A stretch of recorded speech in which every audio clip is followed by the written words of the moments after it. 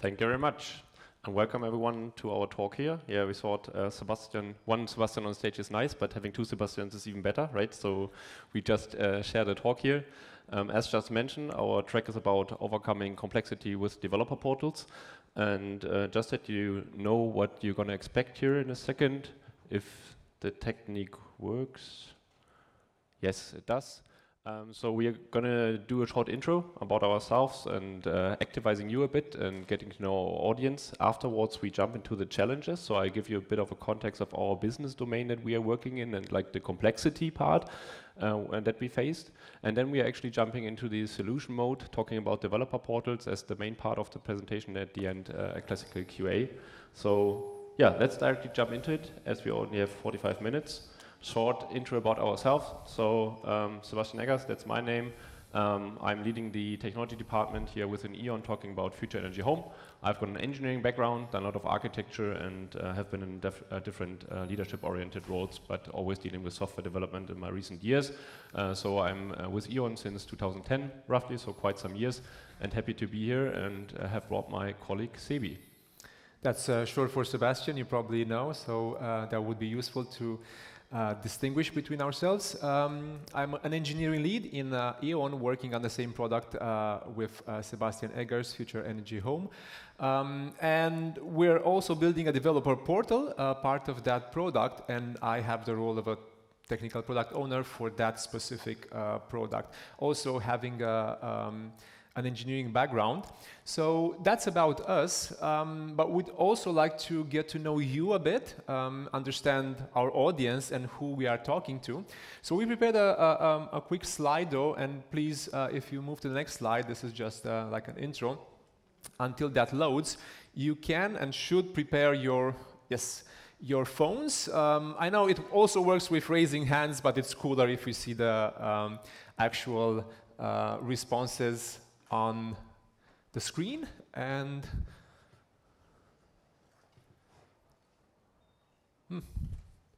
okay, so yeah, first question that we have for you, because this is in the context of the energy domain. Do you have a solar system, battery, or electric vehicle at home, or maybe your company is giving it to you? So not so many people, so hopefully this will be an interesting talk for you then. Let's try the next question. Are you using an intelligent app to steer those assets? So if you don't have those assets, yeah, was not expecting too many yeses, but it's still moving, it's going down. Let's move to the next questions. Maybe we're more lucky there. Okay, do you know what a developer portal is? Well, I appreciate the honesty. So a few people do know what that is, but for the others, I hope this will be a very useful presentation and you will get some meaningful insights. And last question for you. Have you used Backstage before? It was mentioned in the previous talk that was here, the talk on platforms by Brian. Again, some people have used it, most of you know. So I think you will get a lot of meaningful insights out of this talk. So yeah, stick with us. And I will give the stage to Sebastian for a short overview of our context and our challenges, and then I will come back and talk about the developer platform. So, Sebastian. Awesome. Thank you very much. Don't put the mobile phones too far away. We need them later again. And as mentioned, let's jump into a bit of the business domain to give the context of what we are actually talking about here and what raises the complexity. So when we talk about future energy home, or as mentioned also here, home energy management, it's basically how I explained to my friends, it's beyond the classical gas and power contract that you can get there at E.ON. So it's basically installing this new energy assets there at your home. Should it be like electric vehicles with wall boxes that we are installing? Should it be like solar panels, batteries, heat pumps, and all this kind of things?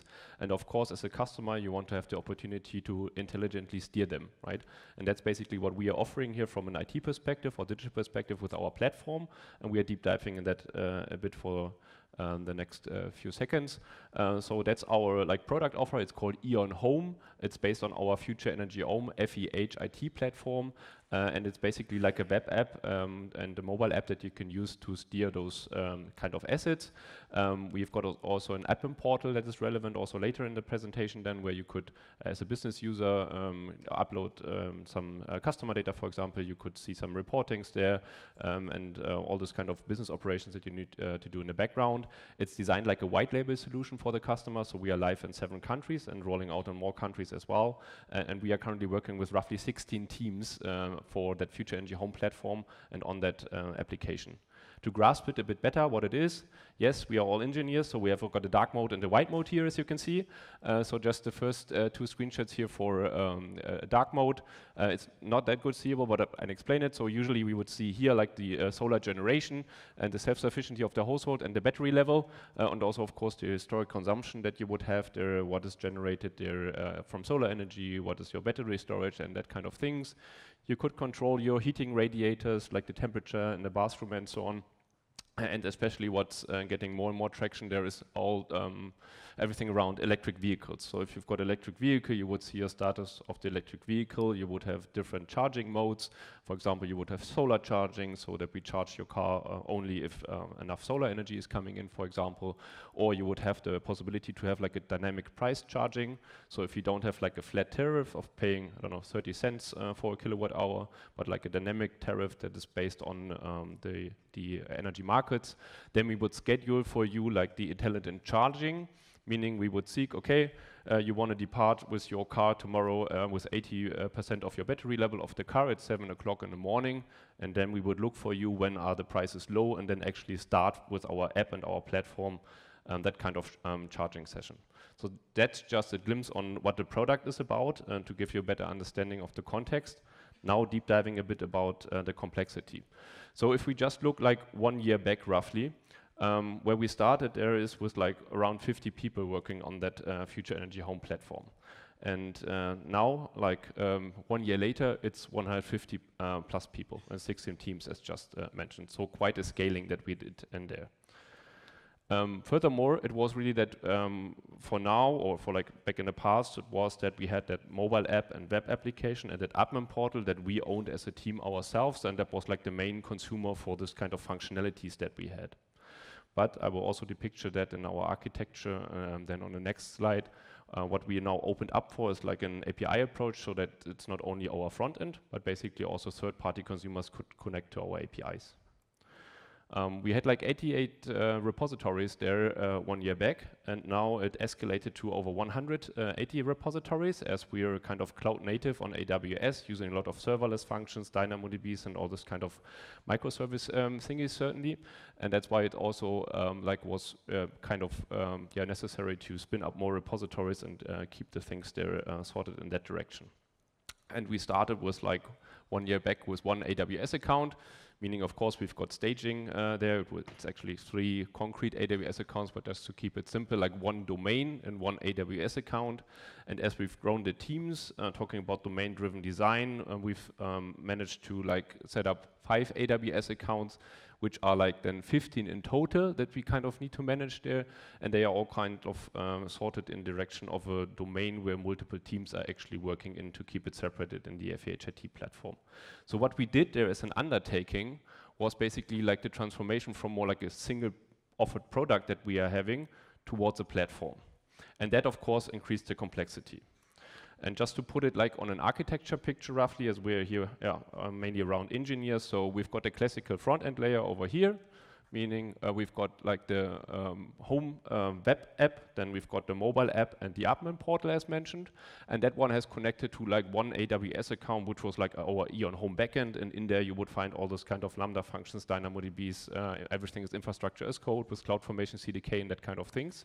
And then we would have different like bigger boxes here, which of course has like many more details in there that we connect to other Eon systems like CRM and billing systems, that we connect to the energy providers. So just talking about if you get like a solar system, then of course we connect from a cloud-to-cloud perspective to that solar system provider, getting the data from them, or to the electric vehicle provider, or to the wallbox provider, and being able to steer your stuff. And we've got also, for example, a CO2 provider or some weather data, because we are doing predictions of solar and household forecasting to give you like the right schedules there at the end. So that's where we kind of were starting like 1 year ago. And what it ended up with is like that. So just going back one step here, that's the start. Now we are here, meaning those 5 AWS accounts that I've talked about before. So that's where we started. We set up another one around flexibility and trading mechanism there. We have some B2B corporations with car suppliers around connected home charging there. So if you, and that's also publicly known, if you have a BMW, for example, they've got a cooperation with us and you could have some smart charging functionalities also through your BMW app. We've got some guaranteed virtual savings here, which is in the sales journey, that if like the distribution service operator is late in connecting you to your smart meter connecting, then to your solar system, basically, then we guarantee you that we calculate for you what you've lost there on not being like on solar connection already, and we refund that to you. That's also like a separate domain internal need that we've spun up in different AWS accounts. As mentioned before, it's not only our front end anymore, but different API consumers that we are having. The B2B corporations like BMW just mentioned, some regional units are having own front ends that are connecting to us, and basically that's the architecture that we currently as of now have. And little spoiler here, also our developer portal is connecting to that kind of platform that we'll talk then Sebi about in a second. So having that said, a bit the business context and the architecture, what has it led to? So basically, the challenges that we've seen there is a bit like, okay, we've scaled quite much in the team, so what are actually these teams working on, and what is the team consisting about in terms of people? And of course, what are the technical components that we are having? All these repositories, all this kind of libraries that we might want to share or not want to share, the APIs that we are providing, basically, where can I find them? So, and then the connection of them. So which kind of team is owning which kind of component and repository there at the end, so that if one team has a question or like wants to do an improvement in a certain technical component, there is always the question of, okay, who can I approach basically? Another one is like how to automate the onboarding and offboarding there of the people and all the developers, right? So we've got like plenty of accesses that we need to manage to AWS accounts, to like our observability platform that we are having, and all this kind of things is getting quite challenging if you do it manually for that kind of many people. So we thought about how to address that. And last but not least, from an external consumer connecting to our platform, you would also have the question, okay, how can I find the information actually to get the API specifications or like event descriptions there, to be able to easily self-consume like for my application then as an external developer the needed information. And you guess what? Our answer was the developer portal. And with that, I'm happy to hand over to Sebi, giving you a deep dive into how we've set it up, on which technology and what kind of components are in there. Thanks, Sebastian, for the overview of the challenges that we had and still have, because we are in the process of addressing them. And I am pretty sure that all of those challenges, they sound familiar. They are not with just one company or just one domain. They're everywhere in IT and in software development. And we said that the solution to that, at least in our case, or part of the solution, is the developer portal. Now, I want to define it and so that everyone understands what it is. And if you have an opinion on that, if you have, some of you have worked with developer portals, if you think this is what a developer portal is, please use the Slido that you linked and enter that definition there. Would be curious to see your opinion. Also, I forgot to mention, there will obviously be questions at the end, but if you don't have time to get your question asked, use the Q&A section in the Slido and we will come back to you. So we'll give you my opinion on that. It's not a textbook definition, but it's certainly, I think, a very reasonable one. And it is, a developer portal is a response. It's not it's not the only response. It might not be the best response, but it is a response to the increasing complexity in the software development lifecycle. So with that, just go back to presentations, and Michael was talking about understandability, right? How do you understand something which is not simple? Just replace complexity with understandability, and you have the same problem, and I think the same part of the solution. Or Brian was mentioning in the same room, developer experience. How do you make sure developers have a great experience? A developer portal is part of that answer. And I think it's not necessarily worth going to the details. Everyone knows here, I think, that software development is a very, very complex discipline, and it is getting way more complex with every year. So every year you get new methodologies, frameworks, tools, and so on. Businesses want you to go faster and faster. You need to scale because your business domain is scaling, and you have to keep track of that. So if that is the solution, let's maybe go one level deeper and try to understand how a developer portal solves your complexity. And we're not kidding anyone. We cannot make complexity go away. Things are complex because that's how they are. So we cannot say we're just going to get rid of complexity. No, we are going to manage complexity, and we are going to do that in 3 specific ways. One is organize that complexity. Second one is automate parts that don't need to be, that are complex but don't need to be done manually.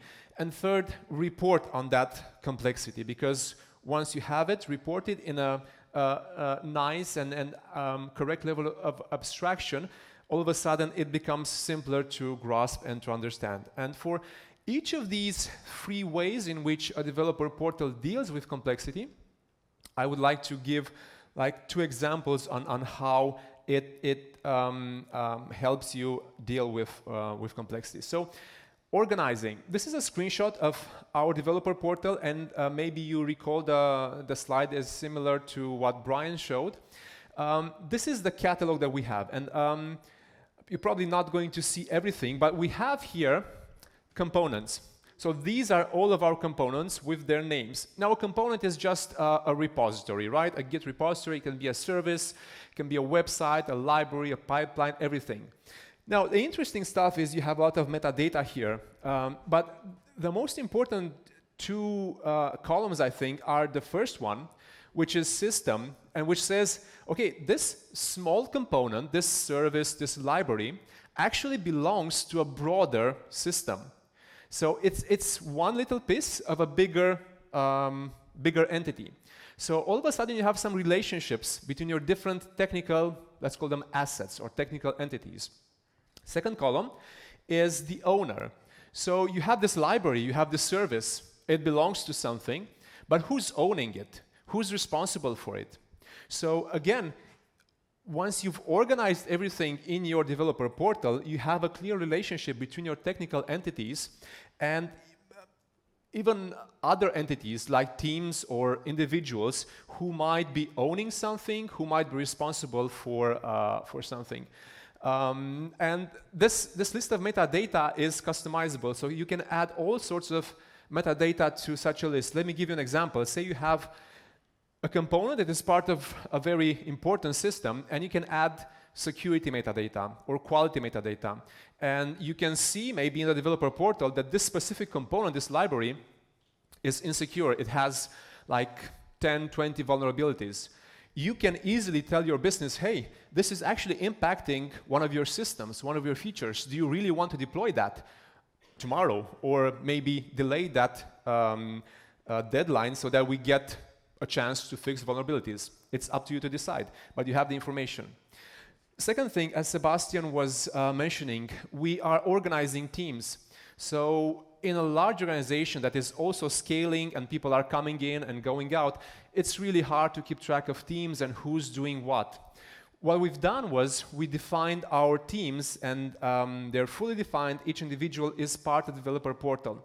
So if you need to know where is somebody working on, in which team he is, just search in our team overview and you will find the team. Even more, if you click on the team overview, you get to a page which shows your ownership. So this team, the developer portal, is responsible for one service and some components and so on. So no longer do you need to ask yourself, okay, this is not working, who do I reach out to? Who can help me with that? You have this here in the developer portal. So these are 2 examples on how a developer portal organizes complexity. I also mentioned that it automates it. It can simplify things by automating complexity. Now, this is a core feature of the framework that we're using to build our developer portal, and it's called software templates. And what it basically does is allows you to define templates for creating new entities, new components, new libraries, new services, and so on. So say you're new in our product and you want to deploy a Spring Boot application. You don't need to ask around, hey, how do I do that? Or point me to a repository that I can clone and then tweak here and there, change the name and push, and hopefully I've done all of the right stuff. Or which version do I need to use? No, you look here. This is our template for deploying a Spring Boot application. These are our versions, just use them. And also these are our standards. So maybe we want to use specific libraries or patterns or naming conventions and so on. We have them all baked in here, and you don't need to worry about that. It's abstracted for you and automated. Here is another example of automating maybe a more specific use case of ours. As Sebastian was saying, we are scaling so much, and that means a lot of people are coming into our product, but also some of them are leaving because that's just how life is. And when it's hard to keep track of all of these people coming in and coming out, you really don't want someone leaving your company or your product, maybe not your company, and still having access to maybe your production account or your repositories and so on. So what we built was, we call it the on-offboarding plugin, which allows you with one click to offboard someone from all of your platforms when they have left your product. And the last way in which we said this is helping us deal with complexity is reporting. One example of that is reporting on costs.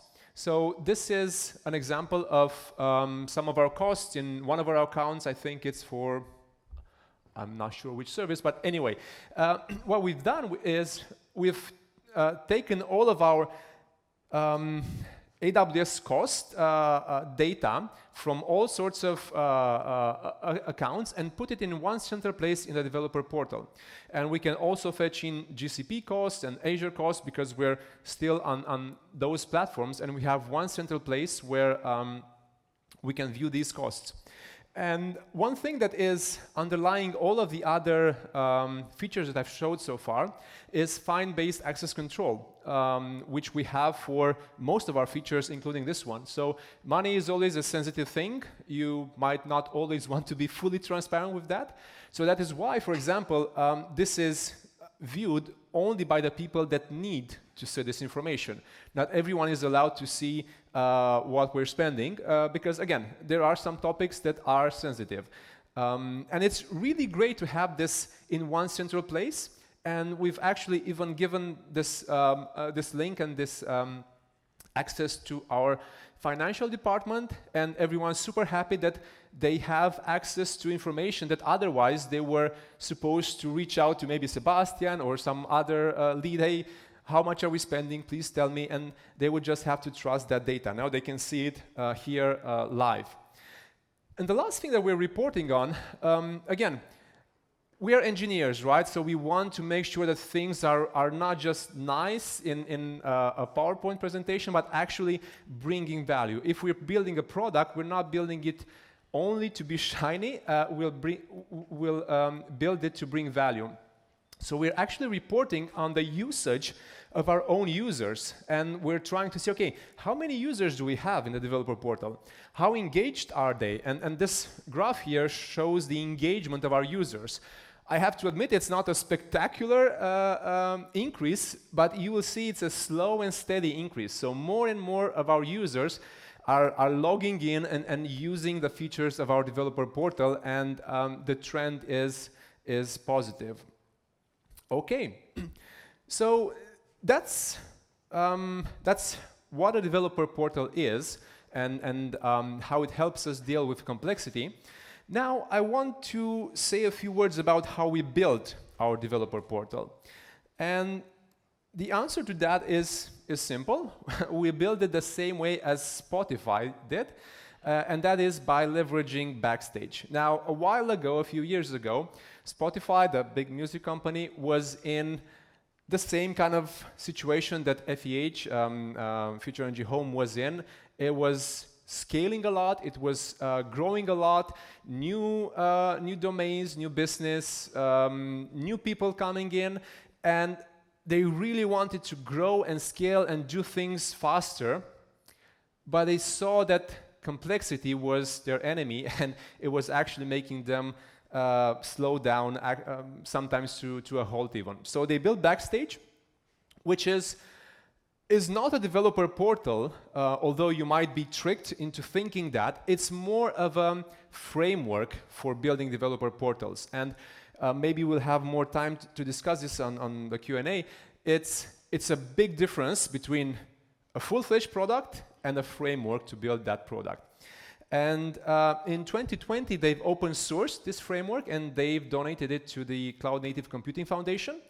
And it's actually quite a top product, top project in their portfolio. A lot of velocity, a lot of interest from a lot of people.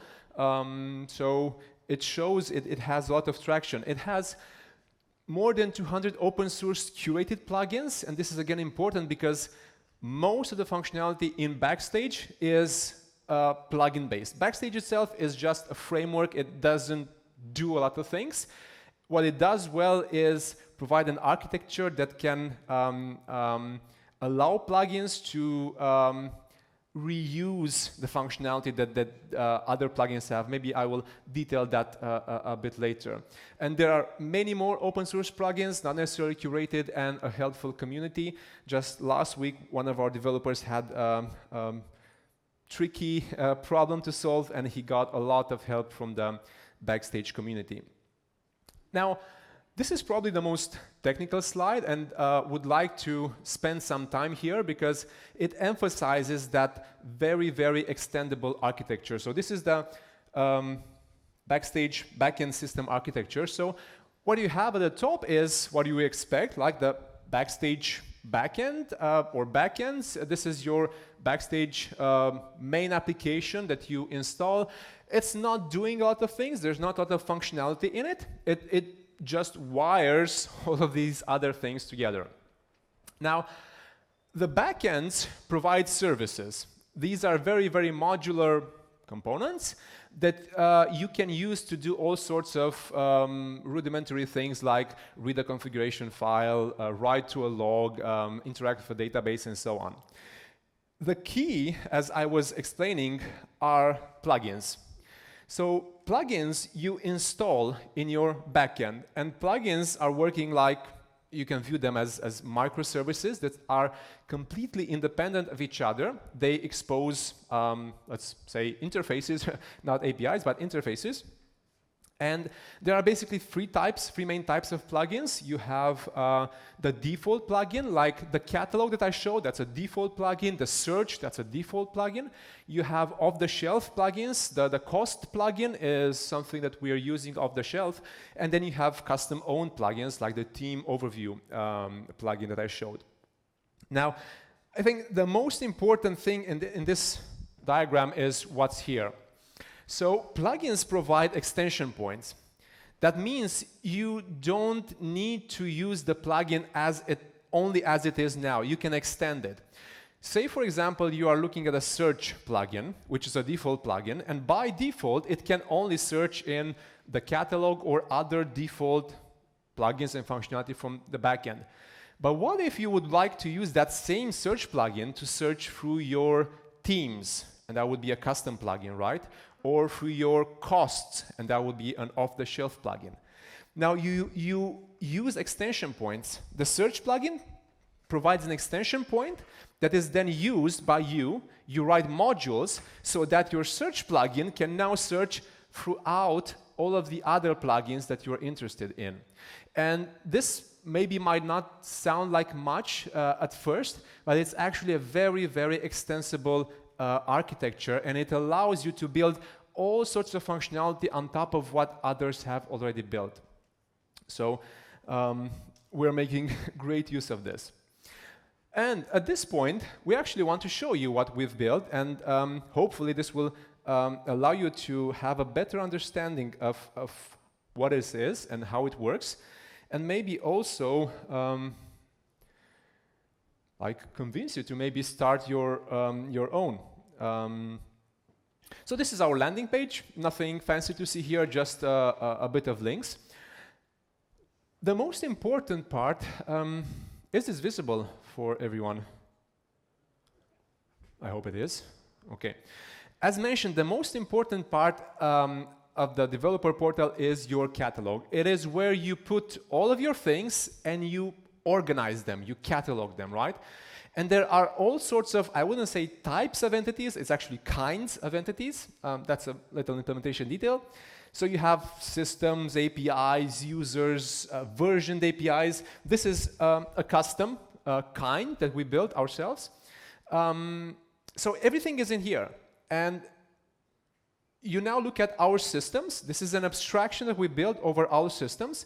And we actually modeled the developer portal system in the developer portal. So if you click here, you can see an overview page. You can see the links. You can see the tech docs. Yeah, and this takes me here. Now, this is maybe at first not a lot. It's just Markdown. But again, you have the link to the system here. You have the owner of the tech docs for this system. You have the source code. So this is very strong incentive. It's a very strong argument in favor of ownership. So no longer do you have documentation that is not owned by anyone. You have a clear owner of this documentation. You have a clear system that this documentation is referring to. And this is source code. This is actually, if I click here, I am being redirected to the Backstage developer portal. So this is actually code in the same repository, right? So not some documentation that is living somewhere differently in a Confluence page or some other tool that is detached from the actual thing. Some other interesting aspects. So key roles. So this system is not orphaned. It's not like it's a product that you have no clue who is responsible for.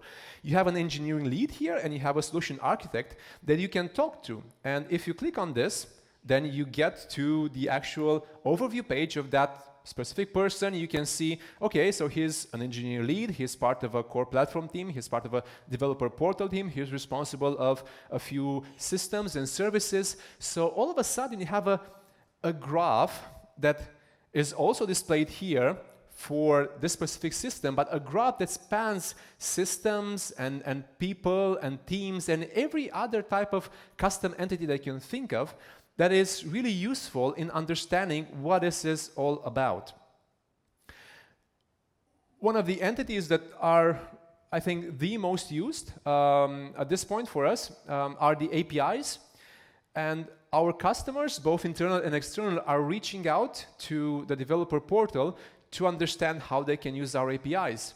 And we provide a definition for these APIs, the Swagger definition or the redoc. They're staged, so they can maybe interact with an API that is not yet on prod, but on development.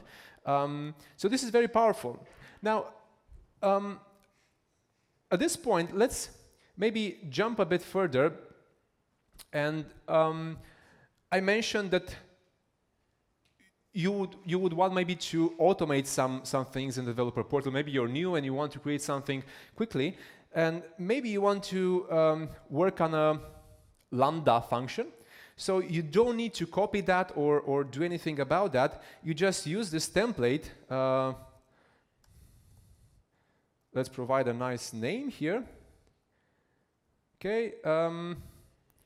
You review this, and in a matter of seconds, you get your Git repository with your Lambda template. A matter of seconds, yes. The repository is here. It was just authored. You also have like a pipeline that has already started, and when this pipeline is ending, you will actually have your new CodeCamp 2024 entity in the catalog.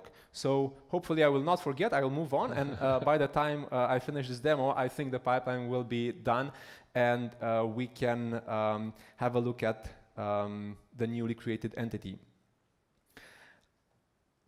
One other thing that I was showing everyone is our cloud costs.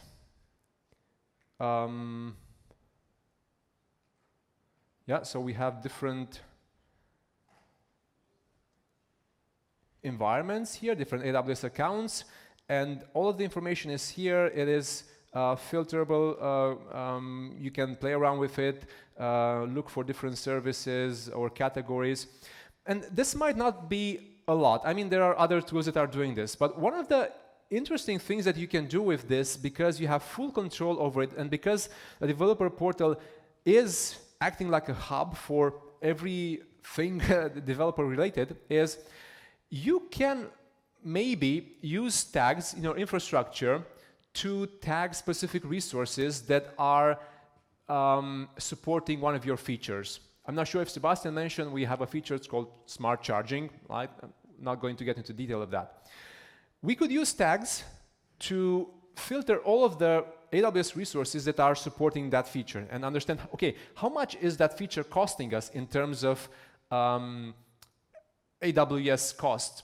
And all of a sudden we can understand, okay, is this valuable for us? Is this good or not? We can do even more. We can use the same graph to plot different metrics. So I could plot the number of users that are actually using this feature. Or I could go even more. I could plot the number of the revenue that we get from this feature. And then I could have, let's say, 2 lines in here. One line would be for the revenue, and one line would be for the costs. And then I could make sense of my business model. Hey, is this feature really something that is helping my business? Is it helping me grow? Is it bringing me money or customers or anything else? Or is it just something that is costing me money? And this is, I think, a really useful thing to have. I mentioned that every such feature that we have here is behind some security policies. And let me show you how the developer portal looks for someone who's not an admin.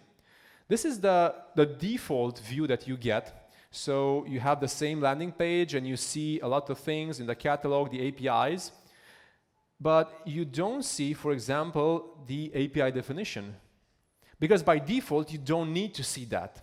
You don't see things like costs. You don't see other things, because we want to be transparent, but we also understand that some things are maybe sensitive. And you can request access if you need that, and the admins will see if it makes sense for you to have access. And this basically works with different policies. So by default, you can do a few things, you can read some stuff, but not a lot. And every member of our organization is added automatically to some of these groups here, and all of these groups inherit a lot of permissions so that our engineers can do what they need to do. Okay, I triggered a pipeline a while ago, and it should have finished, yes. Let me see if I now see our component here. So, yes. So we have our component, our CodeCamp component. It has like a basic description because, well, there's nothing to describe yet. It has its own tech docs. Well, sort of. Yeah. Its source code is here. The owner of, that created it, and so on. There's certainly ways in which we can add more functionality, so it's not part of any system, but there needs to be a balance between how simple you make a component, a template, and how complex you make it. Last thing that I wanted to show you was the offboarding that I mentioned. I'm not sure this will work, because just these days the team introduced a cache to solve some problems, and I'm not sure if you know the joke with the developer that had one problem and he decided to fix it by adding a cache, and now he has 2 problems. But say this developer portal automation user is no longer part of our team. And just to prove that he is here, so this is what we call the KID of that user. So let's, yeah, it's the same one. So we have him in Sentry, which is in a certain team, HEMS, and we have him in GitLab. So let's say, okay, you're no longer with us. Sorry, thanks for all the help, but now we need to move part ways. And yes, this is not working. Let me try it like this. Oh, an error occurred. But it worked. So there's a caching issue probably, but it worked, right? Sorry for that, caching. But this is how we would use this portal. I know time is almost up. I just want to use a few more minutes to talk about our lessons learned, and hopefully if this talk inspires you to maybe use a developer portal in your organization, I think it's useful to know some of the things that didn't go quite well for us, and maybe use those lessons. So I think the most difficult thing for us, the most important lesson that we learned was that we need to define owners for the content. So what this means is that when we began, we had the developer portal team, and they were doing everything. They were installing the application, developing it, adding content and everything. And that worked for a while, for a few months, but systems, the resources, the libraries, those are things that someone needs to model, and who better to model things than our architects, which are doing that when they're modeling business requests into technical implementation. So they're doing that. The work around teams and users and offboarding them, that is something that we give to our Scrum Masters. Maybe that's not the obvious choice, but it works in our system. So we have groups of individuals that are owning specific parts of the content, and that is allowing us, a developer portal team, to focus on actually building a product and expanding this framework. Second thing that I want to emphasize is the need to show that value for engineers is value for business. And we might be building cool stuff under the hood, but if the business doesn't see that, if they don't see, for example, customers of our platform that are using it for seeing the API specifications and being happy about that and being able to build their products, then we're going to have a hard time selling this to the business. The third thing is get the buy-in of other units. It was really awesome to see the finance team really enthusiastic about seeing our AWS costs in one single place and being able to understand them and maybe forecast on them. And this also helps with showing the business that this is a valuable thing. Because if only developers are excited about that, yeah, cool, it's nice, but we don't know what those crazy guys are doing there, we don't understand. But if your finance people are also excited about this, then surely your business will also be at least interested in what you're doing. And the last thing is be patient. So this is a framework for building developer portals. It's not a ready product. If you want that, there are alternatives. They're managed, they cost money. I can suggest a few maybe. But if you're using Backstage to build your developer portal, be patient. It will take some time and it will require some time. This was all I had to say, and I'm now welcoming back Sebastian on the stage. So we hope that you could follow our journey a bit, like how we increase the complexity and try to manage that with the developer portal, obviously. And basically we're running a bit out of time, Marius, right? But as lunch break is. You're staying between people and lunch. Okay. So maybe we could skip the QA part over here and just use the regular one with like having the microphone over there. So first of all, thanks for joining that session here. Yeah, we are at the booth later on. Obviously, you can find us there with the red shirts. Our marketing team did a great job over there. So we hope some of the energy that we are having in us with that topic is now at your place as well. And we are happy to take maybe 2-3 questions there at least, and then take it from there.